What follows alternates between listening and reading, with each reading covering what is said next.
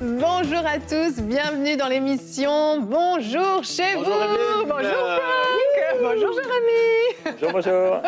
Et bonjour à vous tous à la maison. On est très contents de vous retrouver aujourd'hui pour commencer une nouvelle semaine d'émission Bonjour chez vous. Et on le fait rarement dans Bonjour chez vous, mais cette semaine, c'est une série qu'on vous propose sur le caractère de Dieu. Connais-tu le caractère de Dieu? On va parler de différents attributs du caractère de Dieu. Et je crois que vous allez vraiment être bénis. C'est personnellement une semaine que j'avais vraiment hâte de tourner. Et aujourd'hui, en plus, on a Jérémy avec nous, donc c'est formidable. Et oui, Evelyne, Jérémy qui fait constamment des séries dans Prière inspirée. Effectivement, donc finalement, ça va pas te changer, mais tu seras pas là toute la semaine. Et non, malheureusement. On va profiter Jérémy, de toi. En fait, il n'est pas impressionné par ton histoire de série, là. Non, je vois ça, je vois ça. Moi, je suis très contente quand même. Je vais me réjouir avec moi-même. C'est une belle semaine, Evelyne. Très belle semaine. Très beau thème surtout. Oui, et Jérémy, tu fais une réponse d'expert, t'es notre expert du jour. Tu vas répondre à une question. Oui. Pourquoi dit-on de Dieu qu'il est jaloux?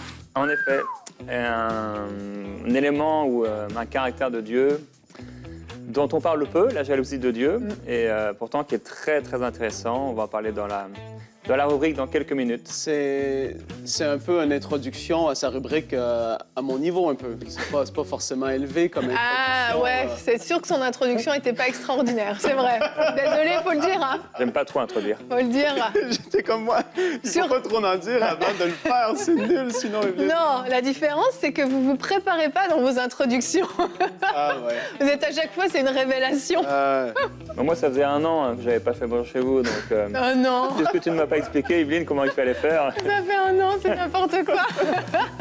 Bon, sur ce mensonge, nous allons tout de suite commencer avec la pensée du jour.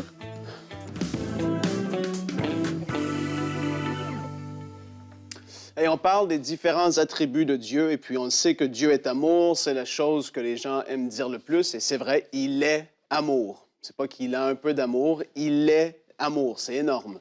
Mais non seulement est-ce qu'il est amour, mais il est saint, il est juste, il est miséricordieux, rempli de grâce, il est bon, il est lent à la colère. Il y a tellement d'attributs qu'on peut donner à Dieu.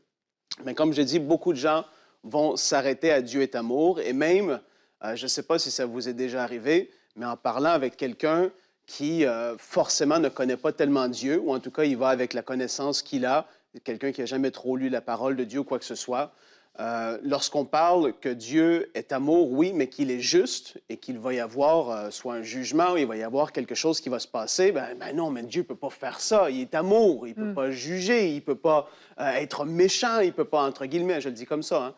Hein. Mais en fait, l'amour de Dieu réclame ou demande à ce que la justice soit faite. Amen. Parce que dans le fait qu'il soit parfaitement et entièrement amour, ben, il doit être juste en même temps. Et aujourd'hui, je veux qu'on puisse s'attarder sur la justice de Dieu. On va lire ensemble quelques passages, surtout dans Actes, chapitre 10 et le verset 42. Ici, ça nous parle, c'est l'apôtre Pierre qui prêche et qui dit « Et Jésus nous a ordonné de prêcher. » Et là, regardez, c'est tellement fort. « Jésus nous a ordonné de prêcher au peuple et d'attester que c'est lui qui a été établi par Dieu, juge des vivants et des morts. » Et dans 1 Pierre, chapitre 4, le verset 5, « Ils rendront compte à celui qui est prêt à juger les vivants et les morts. » Et là, l'apôtre Paul, dans 2 Timothée 4, verset 1, « Je t'en conjure devant Dieu et devant Jésus, qui doit juger les vivants et les morts, et au nom de son apparition et de son royaume. » Vous voyez qu'il y a un jugement qui est à venir, il y a une justice qui est là. Mais la bonne nouvelle, c'est que ceux qui ont mis leur confiance, leur foi en Jésus pour recevoir le pardon de leurs péchés, bien, qu'est-ce qu'il faut comprendre? C'est que Jésus a été jugé à notre place. Sur la croix, la colère de Dieu a été manifestée sur Jésus. Et puis, on peut le lire dans Ésaïe, chapitre 53. On voit ces passages qui sont extraordinaires. On va en parler dans la discussion. Mais Jésus a été jugé à la place de ceux qui ont mis leur foi en lui. C'est énorme, c'est extraordinaire. Mais sachez-le que ça ne veut pas dire que Dieu est amour, qu'il n'est pas juste ou qu'il n'y aura pas de jugement à venir. Et sachez-le, tous les jugements de Dieu, depuis le début de l'humanité, ont été parfaitement justes. Dieu, lorsqu'il juge, c'est juste. C'est parce qu'il y avait une raison d'agir de la sorte. Et puis voilà, on va en parler un petit peu plus dans la discussion, mais c'est un thème qui est extraordinaire. Dieu est juste, il est bon, il nous aime. Et puis lorsque on met notre foi en lui, on est de son côté, on n'a rien à craindre. Amen, amen. Merci d'avoir cité plusieurs versets parce que je trouve que c'est un thème qui est quand même pas facile. C'est hyper important. On est en train de parler de qui est Dieu quand même et on a conscience de la responsabilité que ça implique. Ouais. Et la Bible nous a parlé en fait de Dieu, de son caractère, de sa personne. À travers toutes les pages de la parole de Dieu, en fait, on découvre chacun des attributs de Dieu qui se manifestent différents selon les circonstances, mais c'est toujours dans une parfaite justice, effectivement. Et pourquoi aujourd'hui on a voulu commencer par parler de la justice de Dieu? Parce que si on ne comprend pas la justice de Dieu, on ne peut pas comprendre son amour, on ne peut pas comprendre sa sainteté, on est limité de comprendre le reste. La justice de Dieu est parfaite et on va regarder tout de suite notre verset du jour qui aujourd'hui est dans Deutéronome au chapitre 32 et au verset 4. Il est le rocher. Ce qu'il accomplit est parfait, car toutes ses voies sont justes. C'est un Dieu fidèle et dépourvu d'injustice. Il est juste et droit. Ce verset, on a l'impression qu'on répète la même chose 3 fois, mais c'était pour insister sur la justice de Dieu. Et cet amour dont tu parles au début ne pourrait pas être si parfait si, effectivement, il n'était pas jumelé à de la justice. Juste dire « j'aime tout le monde, peu importe ce qui est fait, peu importe, il n'y a pas de jugement, il y a juste de l'amour, et puis chacun fait ce qu'il veut sur la terre, puis c'est du gros n'importe quoi ». C'est pas ça l'amour. C'est un amour qui est tellement bon, qui nous garde, qui nous préserve dans cette justice. Et c'est là toute la grandeur de la justice de Dieu, en fait. Il y a aussi, en tout cas, je reviens sur des expériences que j'ai vécues avec plusieurs personnes lorsqu'on parle de Dieu avec eux et que tu apprends et que tu vois la façon que la personne peut percevoir Dieu. La notion de la justice est tellement peu connue, en fait. Ouais. C'est quelque chose que les gens n'ont jamais réalisé et que pourtant, quand on parle avec eux, ils ont une telle colère parce qu'il y a une injustice ici sur la terre. Mm-hmm. J'aime pouvoir parler avec des personnes et leur dire, tu as ce ressenti-là. Toi, ce que je te demande, et ça, c'est ce que je peux leur dire, ou je leur dis que moi, personnellement, tout ce que j'ai à faire, c'est de m'occuper de Frank. Et puis même s'il y a des injustices ici sur la terre et que c'est injuste, tôt ou tard, la justice sera faite. Que ce soit sur terre, ici, pendant qu'on est vivant, ou que ce soit dans l'éternité à venir, que ce soit au jugement du grand trône blanc, que ce soit le jugement de Dieu qui va arriver, tôt ou tard, la justice parfaite de Dieu aura lieu. Mm-hmm. Et puis nous, ce qu'on a à faire, c'est de vivre notre vie en accord avec la parole de Dieu, de grandir avec lui, de se rapprocher de lui, etc. Mais tôt ou tard, la justice de Dieu va se manifester. Et ça, c'est, en tout cas, à quelque part, c'est certainement un baume sur notre cœur et c'est une espérance qui est là. Et si on a vécu des injustices, on a fait des émissions dans Bonjour chez vous sur l'injustice. Des fois, il y a des personnes qui vivent des choses complètement injustes. Et oui, c'est malheureux, mais tôt ou tard, la justice de Dieu va parler. Et lorsqu'elle va se manifester, je veux dire, c'est comme si tu te retrouves en cours et toutes les preuves sont là contre toi. Ouais. Là, il ne va rien manquer. Quand Dieu va parler, il va dire, voici pourquoi. Et là, la justice de Dieu va pouvoir s'exécuter parfaitement. Et puis, j'aimerais tellement parler de la sainteté, mais je ne le ferai pas parce que vous allez en parler cette semaine. Oui. Mais la sainteté de Dieu, encore là, avec la justice et l'amour, vont main dans la main. Ouais. C'est énorme. Exact, exact. Mais c'est hyper rassurant, en fait, la justice de Dieu. Elle est rassurante parce qu'elle est parfaitement juste. Quand tu vas devant un juge sur cette terre, ben, tu ne sais jamais si ton jugement va être juste. Mais devant Dieu, tu sais que ce jugement va être parfaitement juste. Et c'est rassurant, en fait, de se dire qu'il n'y aura pas une seule ombre d'injustice. C'est ça, la justice sur la terre, on sait, comme tu le dis, on ne sait pas si ça va être juste ou pas. Et il n'y a pas de justice pure comme Dieu sur la terre, ça n'existe pas. Dieu est profondément juste. Et cette justice, elle s'est vous savez, sur la terre, quand quelqu'un a un problème, il doit aller au tribunal. S'il peut soudoyer quelqu'un, donner un sous de table au juge ou à quelqu'un, ou à un avocat ou quoi que ce soit, il y a tellement de choses qui se font, on le sait. Et Dieu, lui, s'est retrouvé face à un problème par rapport au péché de l'homme. Et il était, en même temps, il devait établir sa justice, mais il devait condamner l'homme à cause de son péché. Et sa justice s'est manifestée, mais en même temps, avec son amour et son intelligence, parce que toute la culpabilité, la condamnation qui devait peser sur nous et qui devait nous amener loin de lui pour l'éternité, a été placée sur Jésus. Et Dieu a été extrêmement intelligent dans sa justice, il est resté juste, et Jésus-Christ est mort à notre place, et il nous a fait maintenant justice de Dieu. Christ a été fait justice de Dieu, mais il nous a justifiés. Et cette justice, c'est pas une justice comme les hommes qui peuvent juger avec méchanceté ou avec colère ou avec haine. C'est une justice qui est profondément, elle est née dans l'amour, cette justice. Et c'est une justice qui est pure, mais c'est une justice qui est, entre guillemets, amoureuse ou pleine d'amour. Dieu est amour, et dans cet amour, alors qu'il devait nous condamner, il a condamné Christ afin qu'on soit déculpabilisé, innocenté. Et ça, c'est aussi la justice de Dieu, c'est que cette justice, elle est juste, elle est parfaite, mais Dieu a trouvé le moyen de nous justifier et de nous pardonner. Et ça, c'est un des éléments, une des façons avec laquelle la justice de Dieu s'est manifestée. Et c'est extraordinaire. Donc, on peut voir la justice comme quelque chose de...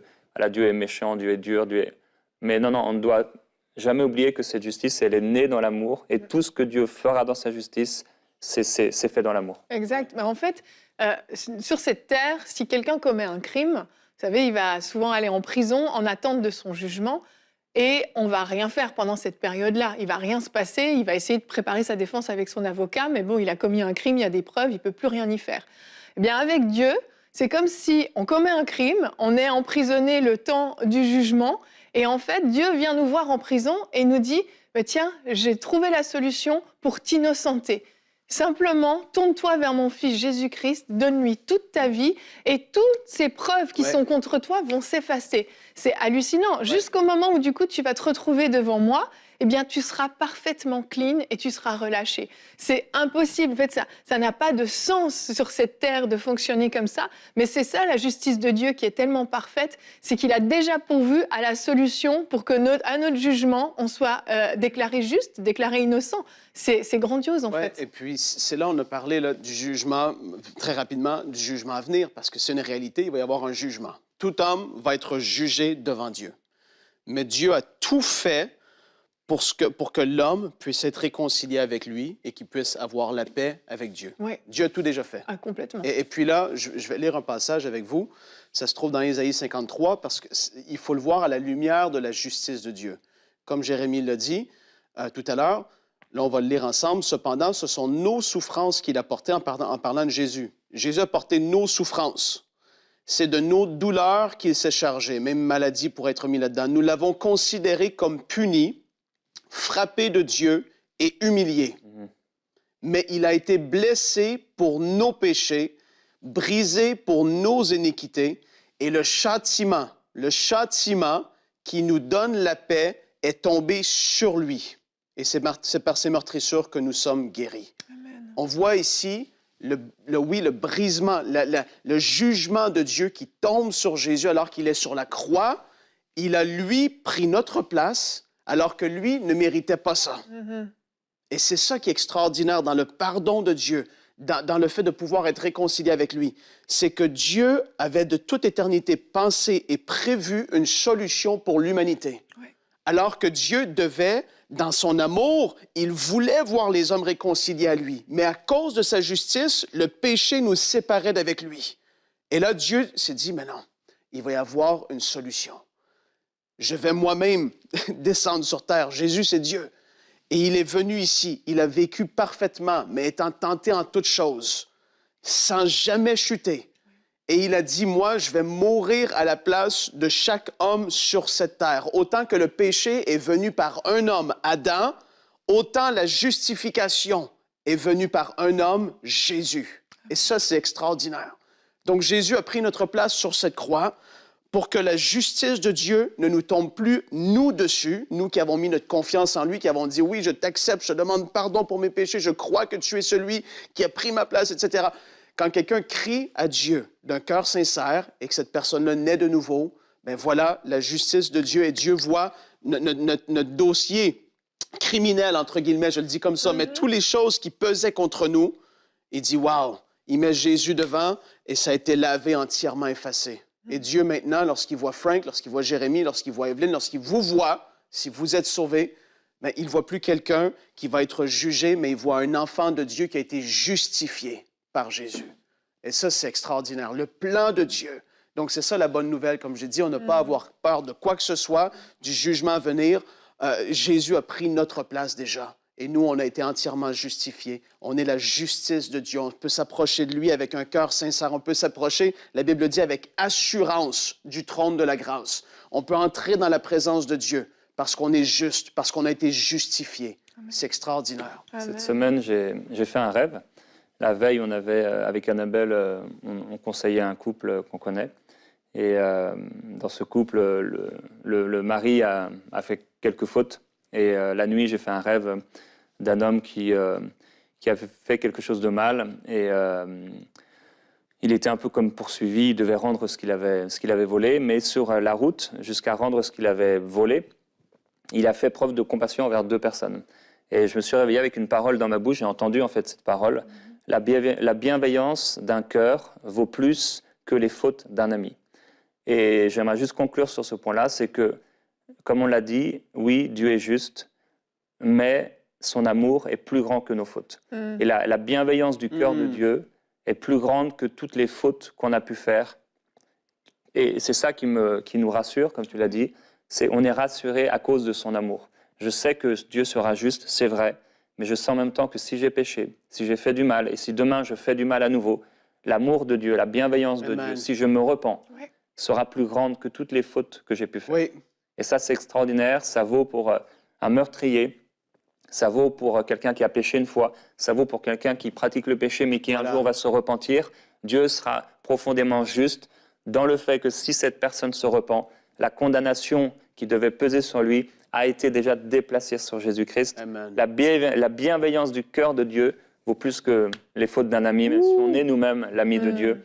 Dieu, dans son amour, sera juste. Et cette justice, c'est que Christ a été condamné à notre place. Ouais. Amen, amen. C'est ça, la justice. Peu importe ce que tu as fait, il n'y en a pas un pire qu'un autre. On est tous séparés de Dieu, mais que lui, il a pourvu. C'est extraordinaire. Est-ce que j'ai envie qu'on continue de parler pendant 1h30 de ça, Evelyne? Ce serait formidable, mais on ne peut pas. Non, moi, je veux parler de la jalousie, comme ça fait un an que je ne suis pas venu. On est en 2022, donc il y a un an, on était en 2021, Evelyne. J'ai bien compris. Voilà. Avant la que justice. tu puisses nous parler de la justice, de la jalousie de Dieu, j'aimerais juste vous donner l'opportunité. Si c'est pour vous la première fois que vous comprenez la justice de Dieu, vos yeux s'ouvrent et vous venez de comprendre, mais OK, c'est ça la justice de Dieu. J'avais jamais compris. Vous avez compris le jugement à venir. Vous avez compris la bonté, l'amour de Dieu pour vous. J'aimerais juste vous donner l'opportunité. Vous pouvez simplement vous tourner vers Dieu et lui dire: mon Dieu, j'ai compris aujourd'hui ta justice. J'ai compris aujourd'hui que j'ai besoin d'être sauvé,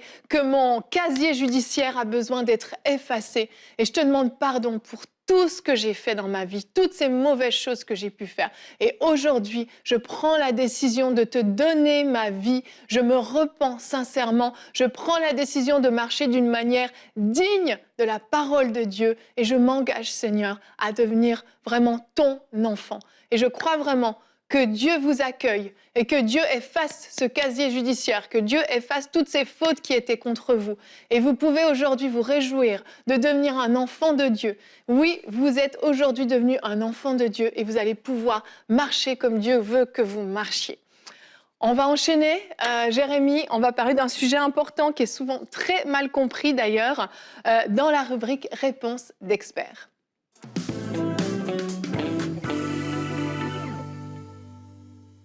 Alors aujourd'hui, je veux répondre à cette question. Pourquoi dit-on de Dieu qu'il est jaloux? Alors selon le livre de Deutéronome, mais également dans plusieurs passages, comme nous allons le voir, la Bible nous dit que Dieu est un Dieu jaloux. Et le Seigneur m'a parlé de cette jalousie plusieurs fois, particulièrement dans des rêves. Le premier, c'était il y a 6 ans, où Dieu m'a montré un événement. Il m'a montré comment il pouvait être jaloux de nous, comme un mari pourrait être jaloux par rapport à son épouse. Et j'aimerais introduire en disant qu'on oublie souvent que beaucoup de sentiments que vivent les humains sont avant tout des sentiments que Dieu expérimente aussi. Par exemple, quand des parents ont un enfant, les parents sont heureux, ils préparent tout ce qu'il faut pour l'enfant, ils vont acheter tout ce qu'il faut, et cette joie que les parents peuvent éprouver parce que l'enfant arrive, bien, c'est pas les hommes qui l'ont inventée. Cette joie, c'est Dieu. Elle était en Dieu et Dieu l'a expérimentée lorsqu'il a créé les anges, lorsqu'il a créé l'être humain, à notre naissance. Dieu était extrêmement joyeux. Et nous, quand on lit la Bible, quand on lit le livre de la Genèse, on voit Dieu comme un créateur, on voit Dieu comme si c'était un robot dénué de sentiments, alors que Dieu était un père, il est un père, et on passe à côté de cette facette de Dieu qu'il est un père. Nous, on voit Dieu comme un Dieu d'autorité, il a envoyé la parole, et la parole a créé la terre, il fait l'homme, et comme si Dieu était un robot, et on oublie qu'il est un père. À votre naissance, Dieu a été dans une grande joie. Il n'y a pas que la joie que Dieu peut éprouver, il y a aussi la tristesse. Quand Satan est tombé et qu'il a trahi Dieu, que pensez-vous que Dieu a vécu? Qu'est-ce qu'il a expérimenté? Dieu a été attristé. Et je suis persuadé qu'il a été profondément attristé pour le diable et pour lui-même aussi en tant que personne. Dieu peut être également attristé. Quand Adam et Ève ont péché, là encore, je suis sûr que ça a été dur pour le cœur de Dieu, mais qu'est-ce que Dieu a fait? Il a été compatissant et il a été intelligent. Il est venu auprès d'Adam pour communiquer avec lui, il s'est adressé à la femme, chacun a renvoyé la faute vers l'autre, donc l'homme, après la femme, après le serpent, et il a essayé finalement de compatir et de protéger même Adam et Ève en les chassant du jardin. Et là encore, on peut voir que comment Dieu a géré les choses. C'est comme un père ou comme des parents avec leurs enfants dans un système d'éducation, les décisions qu'ils peuvent prendre pour protéger l'enfant, pour essayer de communiquer avec lui quand il a fait le mal. Il est compatissant, il est intelligent dans la façon dont il va approcher l'enfant. Mais c'est pas l'homme n'a entre guillemets rien inventé. Ses sentiments étaient d'abord dans le cœur de Dieu. Quand Caïn a tué son frère, qu'est-ce que Dieu a fait? Il a tenté de le faire entendre raison, il a encouragé au bien, il l'a averti en lui disant qu'il fallait vraiment qu'il fasse le bien parce que le péché était là devant lui, comme on peut le faire avec une personne que nous aimons, pour lui faire entendre raison. Alors, les gens parlent de 6 émotions de base. La joie, la tristesse, la peur, la colère, le dégoût et la surprise. La seule émotion que Dieu n'a pas expérimentée, et je vais parler de la jalousie de Dieu, c'est la peur, puisque la peur est née à cause du péché.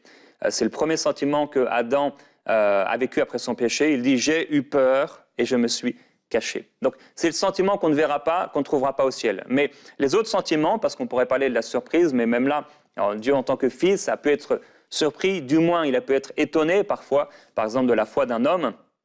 Au ciel, on sera encore émerveillé de la grandeur de Dieu. Alors, tout ça pour dire que Dieu partage aussi ses sentiments. Même l'amour, le bonheur, la colère, la compassion, le dégoût, la fureur, la haine, la jalousie, la joie, le mépris, le respect, la tristesse sont des sentiments que Dieu éprouve et que Dieu expérimente. Cependant, il ne vit pas les sentiments qui sont nés de la chute, la honte, la peur, le désespoir, l'ennui, etc. Alors, maintenant, allons dans le sujet. Pourquoi Dieu, on dit qu'il est un Dieu jaloux? Premièrement, parce que la Bible le mentionne plus de 20 fois à son sujet dans le Nouveau et dans l'Ancien Testament. Et ce n'est pas des gens qui parlent de Dieu, mais c'est Dieu qui parle de lui-même en disant qu'il est lui-même jaloux, particulièrement dans Exode et Deutéronome, où 6 fois, Dieu dit de lui-même qu'il est jaloux. Et je vais vous apprendre, ou peut-être vous rappeler cette vérité, quelque chose au sujet de la jalousie de Dieu, c'est que non seulement Dieu le dit de lui-même, mais c'est son nom. L'apôtre Jean, il dit au moins 2 fois que Dieu est amour, et nous on parle en tant que chrétiens constamment de l'amour de Dieu, que Dieu est là pour nous, mais on oublie que Dieu est un Dieu jaloux, et pourtant c'est son nom. Il est écrit « Tu ne te prosterneras pas devant un autre Dieu, car l'Éternel porte le nom de jaloux ». Il est un Dieu jaloux. J'ai parlé des sentiments des hommes qui sont souvent similaires à ceux de Dieu, hormis ceux qui sont nés dans la chute, à cause de la chute. Bien, je crois que Dieu restera toujours jaloux à notre égard, même dans l'éternité, car Dieu est profondément jaloux vis-à-vis de son amour pour nous à cause de son alliance. Dieu ne changera pas son nom, il est un Dieu jaloux, et c'est aussi pourquoi il ne nous laisse pas faire n'importe quoi. Et son esprit nous pousse à nous offrir à lui, à être un temple saint pour lui, à lui appartenir en propre, à vivre à 100% pour lui, à ne pas partager notre cœur entre lui et les choses de ce monde, à ne pas nous enivrer de vin, mais à nous enivrer de sa présence. Dieu ne cesse de démontrer sa jalousie à son égard. Je vais prendre un exemple. je ne sais pas si vous êtes, imaginez en tout cas que vous soyez marié, si vous ne l'êtes pas déjà, et que vous êtes follement amoureux ou amoureuse de votre conjoint, si vous ne l'êtes pas déjà. Et imaginez que vous êtes entre amis au bord d'une piscine, vous voyez votre femme sortir de l'eau parce que son haut de maillot peut-être est tombé dans la piscine. Et là, vous la voyez, elle sort de la piscine, elle ne cache pas sa poitrine ou presque pas. Comment vous allez réagir? Vous allez être certainement fâché, mais avant ça, vous allez être choqué et vous allez vouloir la couvrir. Et maintenant, imaginez qu'elle prend la chose à la légère et dit « Oh non, c'est pas grave, il n'y a rien de grave, t'en fais une montagne, c'est pas grave, ça m'a pas dérangé que tes amis me voient ma poitrine. » Non seulement vous allez être fâché et choqué, mais maintenant vous allez être indigné, vous allez être attristé et vous allez être meurtri dans votre cœur. Et si vous l'aimez vraiment, vous allez même pleurer de cette situation parce que vous voyez qu'elle s'en fiche en fait. Ça ne lui importe peu d'être là, dénudé devant vos amis. Qu'est-ce qui va se passer? C'est que vous allez être jaloux. Parce que cette poitrine, c'est la vôtre. Elle n'appartient à personne d'autre. Vous refusez que notre personne la voie, la désire, la regarde, s'en empare. La Bible dit que la jalousie, suite à un adultère, rend un homme furieux. Et il est sans pitié le jour de la vengeance. Eh bien, Dieu est profondément jaloux à votre sujet, à notre sujet. Cet amour intense de l'homme pour la femme vient du cœur de Dieu, pour l'épouse que nous sommes. Et quand Dieu voit que nous montrons en quelque sorte notre nudité à un autre que lui, il est profondément attristé, surtout s'il voit en nous une désinvolture, comme si ce péché n'était pas quelque chose de grave, comme si ce n'était pas si grave de partager notre cœur avec les choses de ce monde, comme si ce n'était pas si grave de pécher ou de faire du mal à Dieu.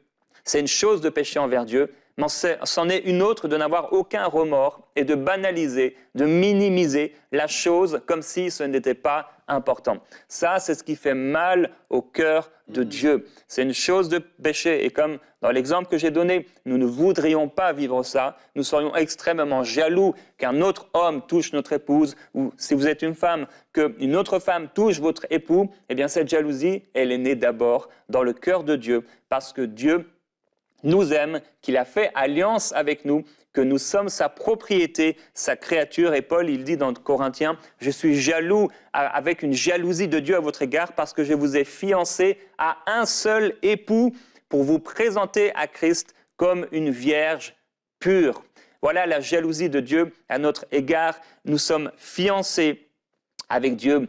Et alors que l'époux revient, il faut que l'épouse se prépare. Pourquoi dit-on de Dieu qu'il est jaloux? Parce que la Bible nous le révèle, et bien parce que c'est également son nom. Dieu ne nous appelle pas à être des adultères, à partager notre cœur avec l'amour du monde et l'amour envers Dieu, mais c'est avec jalousie que Dieu aime l'esprit qu'il a mis en nous et qui habite en nous. Et je veux vous encourager à ne pas provoquer la jalousie du Seigneur, mais à être à 100% pour le Seigneur. Amen, merci. Excellent, vraiment très, très édifiant et très parlant. Je crois que certains d'entre vous ont beaucoup mieux compris la jalousie de Dieu. Et une jalousie qui finalement est sainte et qui est juste et qui est bonne. Ah ben ça tombe bien, ce sont les attributs de Dieu dont on va parler ces prochains jours. Demain, nous allons parler de l'amour de Dieu. Par quoi cherches-tu à combler ton cœur? Omer sera avec nous pour un conseil du coach. Comment sortir de la dépendance affective? Merci beaucoup, messieurs, d'avoir été avec nous et je vous quitte avec ce verset.